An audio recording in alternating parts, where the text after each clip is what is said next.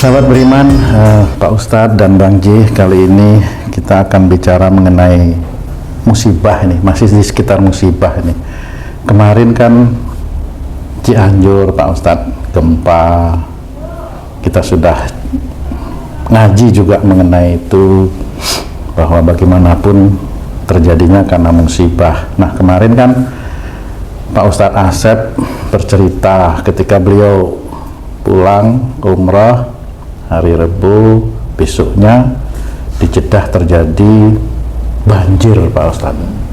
Nah, saya juga melihat di siaran-siaran televisi Arab maupun yang di Indonesia itu banjirnya luar biasa. Yang saya tertarik juga pada banjir itu mobil-mobil, Pak Ustadz. Jadi mobil itu kayak dihanyutkan, Masya Allah, kayak dihanyutkan. Jadi kayak tidak ada artinya mobil itu di situ ya, Pak Ustadz ya. Padahal kalau kita bicara air seteguk itu bisa berarti kalau dia kita minum, tapi kalau sudah banyak begitu mengerikan. Saya ada rasa seperti, kok ini kayak mau ada apa nih, Allah mau bicara apa, seperti itu. Dan kalau kita lihat di film itu memang rumah secara fisik memang tidak rusak, Pak Ustadz, cuman air tetap masuk ke rumah itu. Nah, yang akhirnya menghanyutkan juga barang-barang kecil, barang-barang consumable kayak meja-meja ikut hanyut rumah. Nah, apakah kejadian yang di sana yang begitu dahsyat banjir, kota Madinah, Mekah, dua kota suci umat Islam itu dilanda banjir, apakah itu juga sama dengan kejadian yang menimpa Cianjur seperti itu, Pak Ustadz? Mohon penjelasannya, Pak Ustadz. Ya, sebelumnya Bismillahirrahmanirrahim. Assalamualaikum warahmatullahi wabarakatuh. Waalaikumsalam warahmatullahi wabarakatuh. Ya, memang kalau kita lihat Jeddah kemarin banjir, kemudian banyak sekali mobil-mobil yang dihanyutkan, hancur. Di situ tetap aja yang namanya musibah tetap. Nggak di Cianjur, nggak juga di Jeddah, sama saja. Istilahnya bahwasanya musibah itu tetap dari perbuatan tangan manusia itu sendiri. Bukan berarti di Jeddah itu digunduli sehingga banjir, ya enggak juga, kan gitu ya. Memang sejak dulu kan ya gundul sudah ya, gundul mati batu ya, tidak seperti itu. Nah, tapi tetap musibah itu dari manusianya sendiri. Tapi itu juga peringatan dari Allah Ta'ala bahwa sebenarnya Allah itu mau menceritakan dengan turunnya hujan, kan gitu ya, dengan turunnya hujan, kemudian itu menandakan bahwa daerah-daerah tandus itu sebenarnya oleh Allah Ta'ala mau disuburkan. Dengan turunnya hujan itu mau disuburkan, sehingga nanti pada saat Tuhan itu saudara-saudara kita di Arab itu tetap bisa bercocok tanam kalau beliau mengerti. Kalau enggak ya wallahu a'lam ya. Kalau menurut saya seperti itu. Jadi sudah harus mulai berpikir. Dan juga yang harus difikirkan adalah praktek dalam bercocok tanam itu harus praktek teknologi primitif. Jadi sama seperti mulai menggunakan kincir angin, kincir air. Kemudian banyak hal yang bisa, bagaimana cara menaikkan air dari bawah ke atas seperti itu dengan tanpa ada unsur listrik seperti itu. Nah, itu hanya tanda-tanda. Makanya kalau hujannya normal-normal itu insya Allah ya rahmat dari Allah Ta'ala. Kemudian kalau hujannya seperti itu, air bah diturunkan oleh Allah Ta'ala, tetap itu namanya musibah. Jadi semua orang harus mengakui bahwa ayat-ayat Quran ini untuk semua manusia, termasuk yang muslim ya. Jadi jangan memilih, loh musibah itu hanya untuk Cianjur, untuk Jeddah tidak ada musibah, kan gitu ya. Nggak boleh bilang seperti itu. Kalau memang betul ya sudah, nggak apa-apa. Memang itulah cara Allah untuk mengingatkan. Kenapa mobil-mobilnya di situ? Nah, itu biasanya ada hal-hal yang memang insya Allah ya dalam mencari rezeki itu bisa aja masih ada yang abu-abu. ada yang abu-abu. Jadi bisa aja pekerjaannya memang halal ada. Kemudian ada yang abu-abu. Loh, kenapa abu-abu? Ya sebenarnya manusia itu kalau sudah bertemu dengan uang itu pikirannya bisa yang istilahnya dijanjikan itu apa, nanti bisa aja itu dikhianati perjanjiannya bisa. Jadi kayak umpamanya nih, banyak teman-teman saya yang punya travel umroh dan haji itu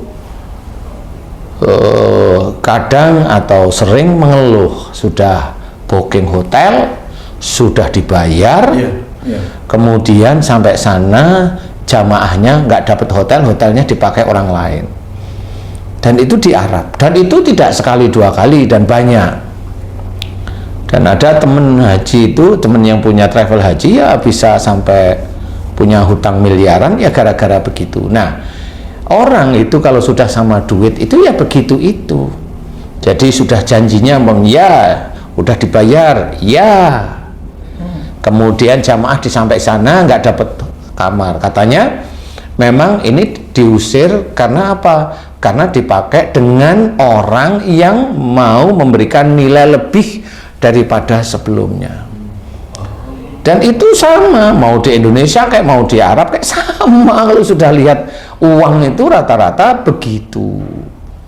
Jadi ya ini cerita yang memang sudah menjamur sejak dulu. Jadi ya bisa dikatakan orang itu sama, mau orang Indonesia kayak, mau orang Cina kayak, mau orang Amerika kayak, mau orang Arab kayak, mau orang Mesir kayak, kurang lebih sama manusianya. Kalau ketemu sama kecurangan gitu Pak Ustadz. Ya walaupun tidak semua curang, tetapi rata-rata seperti itu. Jadi umpamanya mau tanya barang, umpamanya itu jelas di area Mekah, tanya barang dia harus naruh uang dulu, kalau enggak dia nggak mau jawab. Ya itu ya memang ada yang seperti itu, walaupun tidak semua itu ya. Kecurangan-kecurangan itu ada, walaupun tidak semua. Nah ini tetap akan dinilai oleh Allah Ta'ala. Dan di sana saya juga mendengar dari teman-teman yang memang mukimin ya di sana itu cerita orang-orang kelas menengah ke atas itu kalau bulan Ramadan juga jarang, ya istilahnya tidak semuanya itu berpuasa. Jadi ada yang memang tidak berpuasa, ada yang sakit ya wallahu a'lam ya, pura-pura sakit wallahu a'lam. Ada yang memang dia itu kelihatannya puasa tapi dia tetap minum, makan seperti itu, seperti anak kecil kalau di Indonesia lah. Itu ada teman-teman itu bilang seperti itu, tapi ya sudahlah, itu kan urusan mereka sama Allah ya.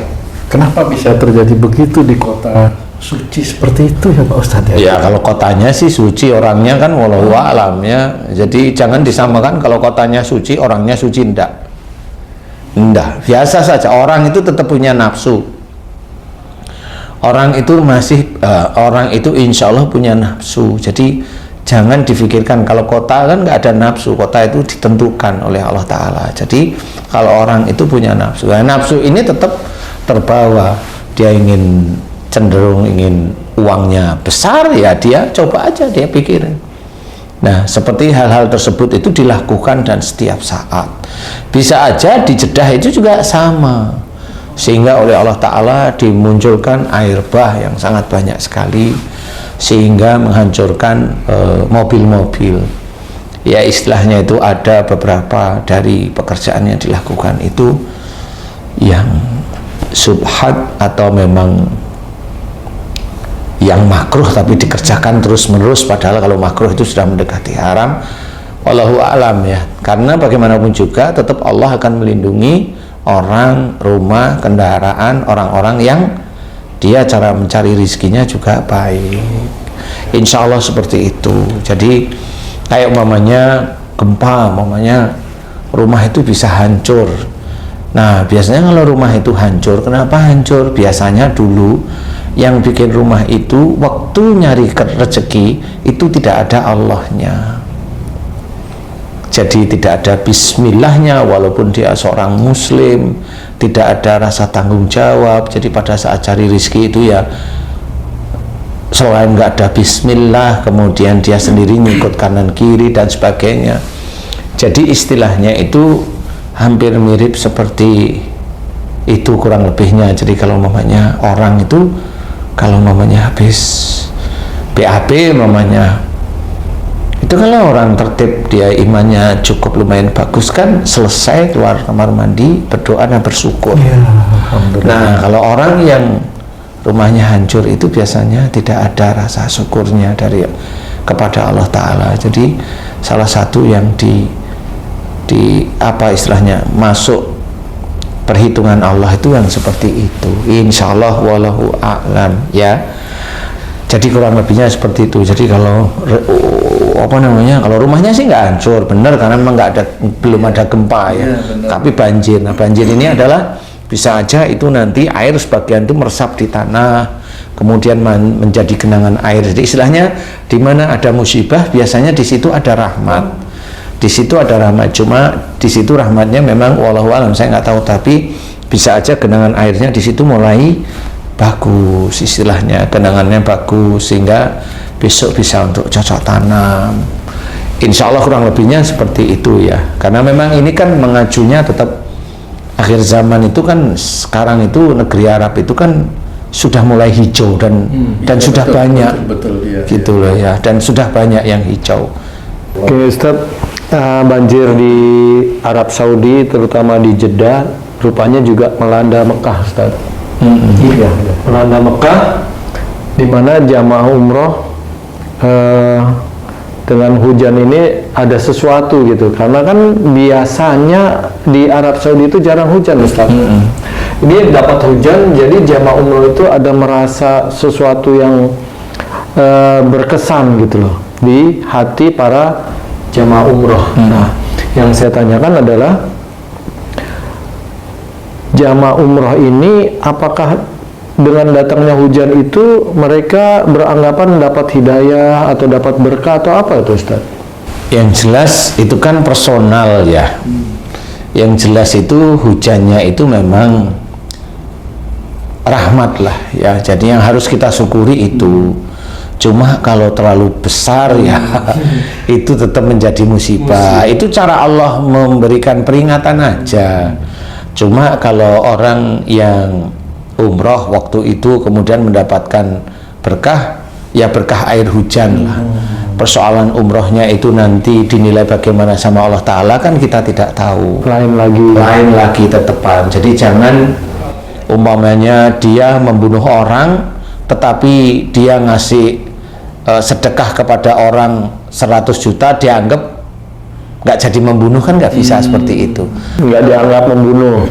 Jadi tetap kalau dia membunuh tetap dosa, dia memberikan sedekah karena Allah tetap itu pahala masing-masing ya. Maksud saya adalah seorang yang umrah itu kan membawa kebaikan dan keburukan masing-masing. Maksudnya gimana tuh Ustaz, membawa kebaikan dan keburukan? Seorang yang berumrah atau berhaji, dia tetap membawa perbuatan masing-masing, catatan di malaikat raqib dan catatan pada malaikat atid. Dia tetap membawa masing-masing perbuatan dia. Nah, pada saat umroh, apa yang dia lakukan di umroh?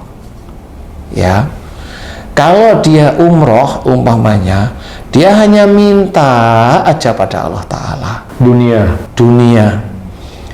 Ya, berarti yang dia dicatat banyak kesalahan dan dosa-dosa oleh malaikat atid itu juga tidak serta-merta itu hilang, karena yang dia cari adalah dunia, dan belum tentu dunia itu dikabulkan oleh Allah Ta'ala. Jadi harus berpikir seperti itu. Saya pernah punya teman dulu, dia berhaji itu 7 kali dia berhaji. Umroh itu setiap saat. Dia berhaji itu hanya pengen punya anak. Berdoa di tempat mustajab ceritanya. Sampai 7 kali, sampai dia meninggal pun belum dikasih karunia anak sama Allah Ta'ala. Jadi jangan berpikir Kalau sudah ada hujan terus umpamanya dia mendapatkan hidayah, belum tentu. Paling hidayahnya dia bisa sampai di kota Mekah menjalankan umrah, itu hidayahnya. Tetapi yang lain wallahu a'lam. Kalau seseorang itu sudah mereka-reka hidayah dari Allah Ta'ala, nah itu orang yang mulai merasa dirinya hebat. Jadi kita tidak boleh merasa diri kita itu mendapatkan hidayah, tidak boleh. Itu merasa diri kita hebat, nah itu sombong. Jadi tidak boleh. Makanya yang bisa saya ceritakan adalah pada saat hujan turun itu rahmat Allah. Dan jangan disamakan setelah hujan turun, ya bukan setelah, pada saat hujan turun yang datang di situ, yang umroh di situ mendapatkan hidayah semua. Hidayah yang mana? Kalaupun mamanya dia yakin mendapat hidayah, saya juga mau tanya hidayah yang mana?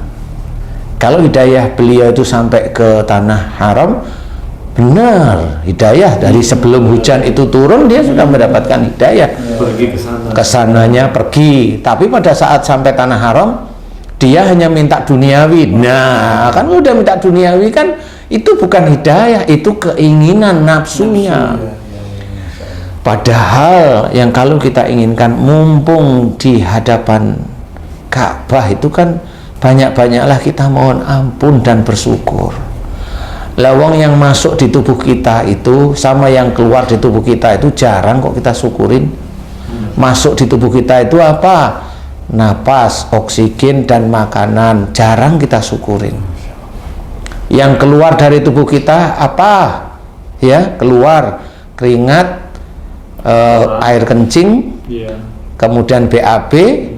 Emang pernah kita syukurin? Kalau memang kita betul, saya mengingatkan. Pernah kita bersyukur selesai plong itu paling ya ngomong gimana ya nggak ngerti. Wah lega, paling kan seperti itu aja. Bersyukur sangat jarang walaupun dia muslim. Nah disitulah sebenarnya seseorang muslim itu banyak dianggap oleh Allah Ta'ala sulit untuk bersyukur, padahal dia itulah yang karunia yang diberikan oleh Allah Ta'ala yang harus disyukuri. Bisa nafas itu disyukuri, bisa makan itu juga disyukuri, bisa makan. Bukan cuma mendapat rezekinya aja, disyukuri, alhamdulillah bisa makan. Coba kalau seorang orang manusia, nggak cuma muslim aja, dia nggak bisa napas, pakai oksigen, beli oksigennya udah. Iya tuh, kan masih mending pakai napas buatan, kan gitu ya. Napas buatan kalau udah ada yang pakai napas tanya, udah sikatan belum? Masih nafas takut. Iya, malah bangun dia ya. Nah, itu aja jarang disyukuri ya.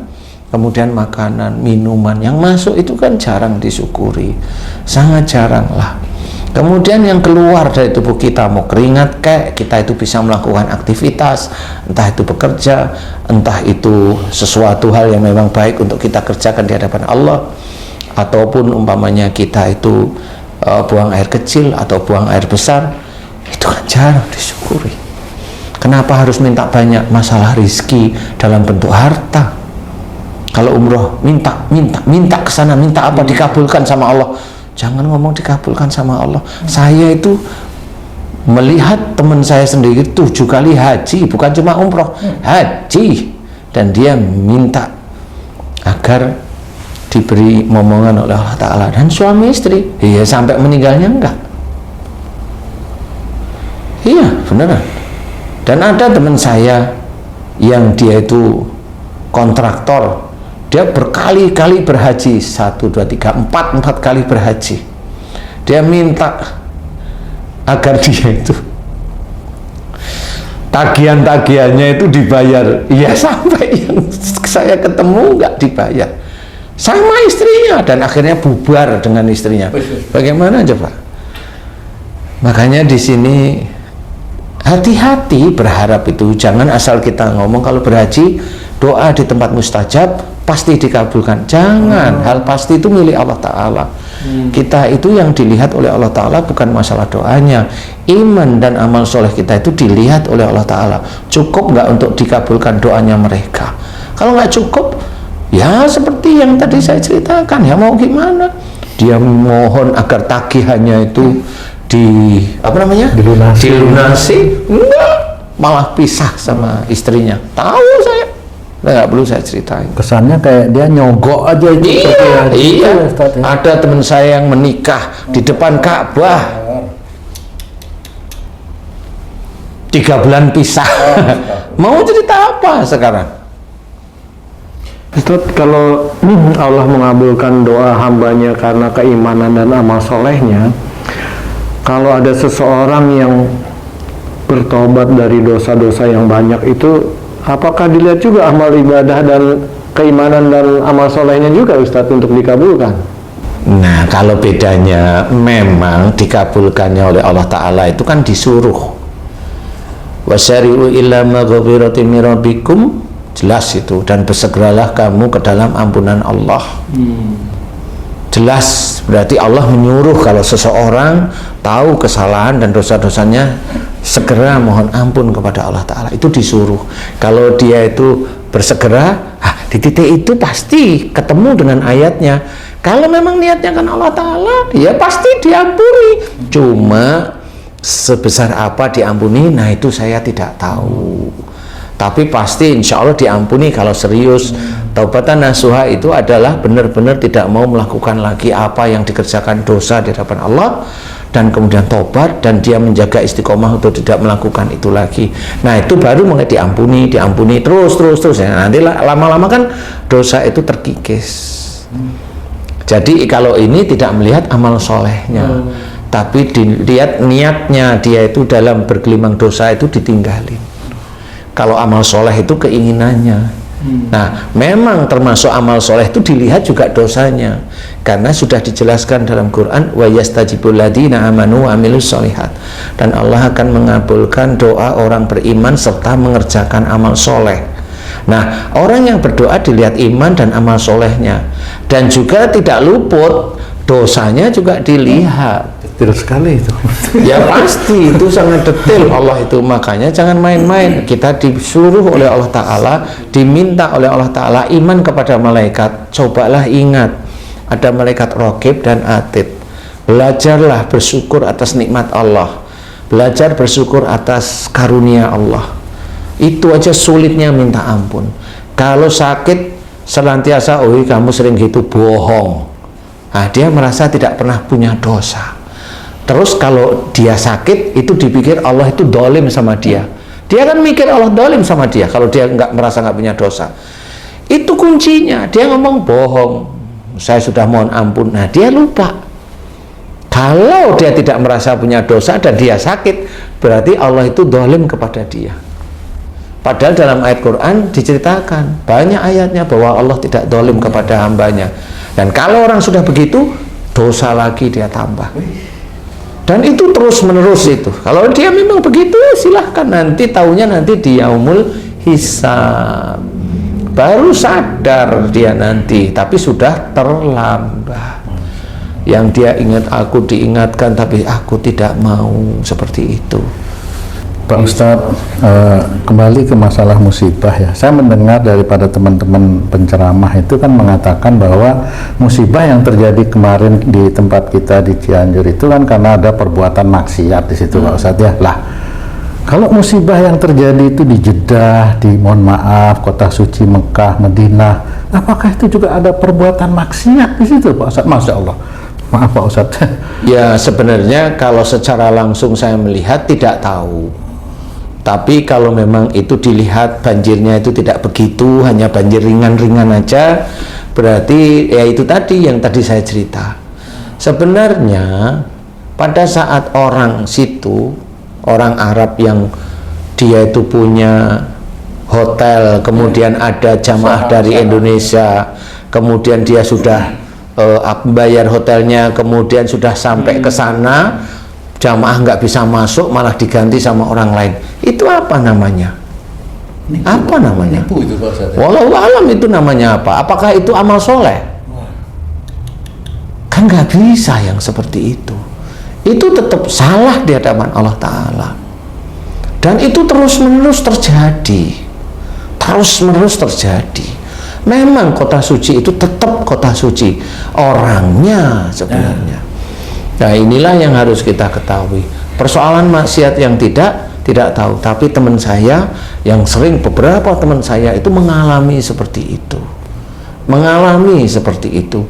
Sehingga termasuk dulu saya juga sama. Pada saat saya itu ke sana, benar. Saya nggak bisa tidur di hotel itu, padahal sudah dibayar. Itu benar saya ngalamin. Nggak cuma teman-teman yang lain, saya ngalamin. Wah, akhirnya gigih berantem di situ, akhirnya baru dicariin tempat yang lain. Tapi itu kan di mana? Itu di lingkungan haram loh sebenarnya. Nah, apa itu namanya? Apakah itu amal soleh? Enggak. Pelanggaran. Ya itu kan orang mana orang kafir di situ. Iya. Ya enggak juga. Seperti itu, makanya ya kalau maksiat secara langsung umpamanya tempat ajeb-ajeb atau dugem, walau alam saya nggak pernah gitu.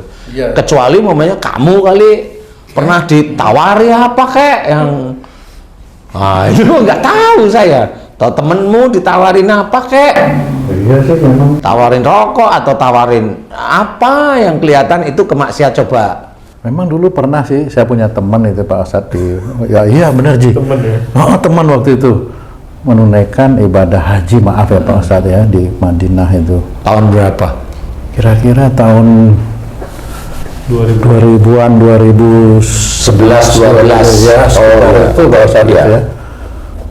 Wah itu teman saya cerita, bro, mau ini ditawarin bro, tawarin apa? Madinah Pak Ustadz, saya kan Madinah Pak Ustadz, Masya Allah. Mohon maaf nih. Apa bro? Mau gitu? Apa? Saya kan Nggak tahu. namanya kota suci, kita mau ibadah Pak Ustadz. Iya. Cewek gitu, Masya Allah. Hah? Yang bener lu? Benar Pak Ustadz. Wah, akhirnya saya astagfirullah, istighfar aja, saya udah nggak usah lanjutin cerita, rusak nanti aku. Saya bilang itu Bener nih. benar Pak Wallahi. Ustadz. Wallahi. Teman satu rombongan, satu ini dia datang habis sholat duha kan di dalam masjid Nabawi pagi itu Pak Ustadz. Kan biasa nongkrong di apa itu tenda-tenda itu, kita beli teh tarik gitu ya, teh tarik 1 real apa 10 real itu, lagi nongkrong ngopi, panggil bro, woi datang, mau apa? Kalau mau ada, mau apa bro? Aku kan enggak punya sama sekali, enggak ada bayangan di situ Pak Ustadz itu. Terpikir lah. Ngomong cewek, astagfirullah, saya langsung bro. Tapi caranya tahu nggak itu gimana cara Mendapatkannya. Ya dia akhirnya kan ceritanya gimana ya teman namanya teman itu ya itu mau di Indonesia mau di mana aja kok ya sama aja ceritanya itu Gimana? Pak Ustadz itu. Jadi nanti gini bro, kita hotel itu misalnya, nanti cari 2 kamar. Wih, cari 2 kamar itu atas nama yang satu ada isinya, yang satu kosong, nanti yang satu dipakai pindah kamar gitu ngomongnya itu Pak. Jelas itu. Iya. Jelas. Saya bilang, bro, kesini nih duit udah cekak, lu mau, Masya Allah saya baru terpikir-pikir ini, apa yang seperti itu maksudnya? Iya, walaupun tidak semua ya, walaupun tidak memang. semua Iya. ya, karena memang sebagian besar pasti menjalankan ibadah lah. Ibadah sebagai Kalau besar. kamu memang benar, ini bukan kamu ngimpi. Ini temen langsung. Loh, iya, maksudnya kamu nggak ngimpi gitu loh. Enggak, saya megang teh tarik, ya panas kok. Nggak, maksudnya habis duha beneran gitu loh. Habis duha beneran dipanggil. Itu saya untung waktu itu sendiri Pak Ustadz. Maksudnya apa? Kalau rame-rame kenapa bang? Istri saya kan masih di Oh, ada istri. Kali kalau ada istri saya nggak ditawarin itu. Kali ya. Oh ya, nggak dituin tuh sama. Masuk ujian juga Ustaz ya. Ya ujian sih. Kita ribut di situ tuh. Saya nggak bisa kayak gini. Pergi saya udah. Oh gitu ya. Iya saya. Kali malaikat goda kamu tuh Tung. Nggak mau pokoknya ya. Mau malaikat atau nggak mau ya? Ya sudah. Itu ya. Ya, Masya Allah. ya memang kebanyakan di sana beribadah lah ya. Iya. Cuma kalau memang kamu mengalami seperti itu, yaitu kita istilahnya ikut prihatin ya. Iya. Saya aja baru denger nih. Tapi kalau memang di waktu saya ada di haram dulu, saya ngalamin sendiri, teman-teman saya juga ngalamin. Jadi ngalamin, saya ngerti sendiri. Loh, kok begini ya di sini ya? Walaupun tidak semua, saya tahu tidak semua seperti itu. Tetapi kan pengalaman. Ya, mudah-mudahan yang cerita ini tidak menjadikan kita umat Islam itu surut untuk umroh. Jangan sampai kita surut untuk haji ya. Dan juga kita tidak boleh punya pikiran jelek terhadap saudara-saudara kita yang ada di kota suci Mekah atau Madinah, tidak boleh. Kalaupun itu kita alami, itu adalah ujian dari Allah Ta'ala. Persoalan mereka yang bermain-main dengan itu, biarkan mereka yang menanggung nanti dari Allah Ta'ala. Seperti kamu dan sebagainya, tidak boleh. Itu yang menjadikan ya istilahnya prihatin, tetapi tetap tidak boleh surut untuk beribadah kepada Allah Ta'ala. Tidak usah nunggu di Madinah, di sini aja banyak, malah lebih ngeri ya, di sini tuh banyak. Jadi mudah-mudahan ini jangan menjadikan teman-teman beriman, sedulur beriman itu untuk surut untuk umroh atau untuk haji. Jangan surut. Yang jelas betul-betul serius beribadah kepada Allah Ta'ala. Biarkan mereka-mereka yang mencoba untuk berbuat begitu, kita tidak tahu agamanya apa, sudah nggak usah punya pikiran jelek. Yang jelas semua saudara kita muslim di kedua kota suci itu baik semua karena Allah, hanya itu. Mudah-mudahan kita senantiasa dilindungi dan diberi keselamatan oleh Allah Ta'ala. Amin ya rabbal alamin. Termasuk teman-teman saudara kita yang di Jeddah, mudah-mudahan memang senantiasa itu bisa menjadikan buah pikir nanti kenapa seperti itu. Siapa tahu buah pikir orang-orang pintar di Jeddah akhirnya membuat selokan, kan gitu ya. Akhirnya membuat, ya makanya di sini saya juga ngomong, siapa tahu nanti sampai ke Jeddah membuat selokan, membuka ya saluran air, kemudian membuat tampungan air, waduk kecil lah istilahnya. Iya, benar. Itu kemudian ya seperti itulah. Ini hanya gambaran aja untuk menanggulangi. Kemudian kalau mau membantu di Jeddah ya silakan orang sana dibantu. Ya itu 1M kalau di Jeddah nggak ada harganya barangkali. Tapi tadi Pak Ustadz bilang ini Duhon sudah dekat. Emang sudah dekat Duhonnya Pak Ustadz?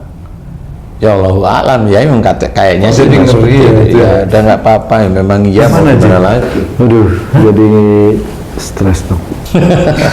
Ya jangan stres lah Ji. Baik, terima kasih banyak Pak Ustadz pencerahannya ya Ji ya. Mudah-mudahan apa yang disampaikan Pak Ustadz guru kita tadi beriman bisa menambah wawasan untuk meningkatkan keimanan dan ketakwaan kita kepada Allah. Insya Allah ngeri banget nih kata guru kita, Duhon sudah deket ini. Aduh. Baiklah para pemirsa dan sahabat beriman dimanapun berada, terima kasih atas perhatiannya. Kita jumpa lagi nanti di video kami yang lain. Wassalamualaikum warahmatullahi wabarakatuh. Waalaikumsalam warahmatullahi wabarakatuh.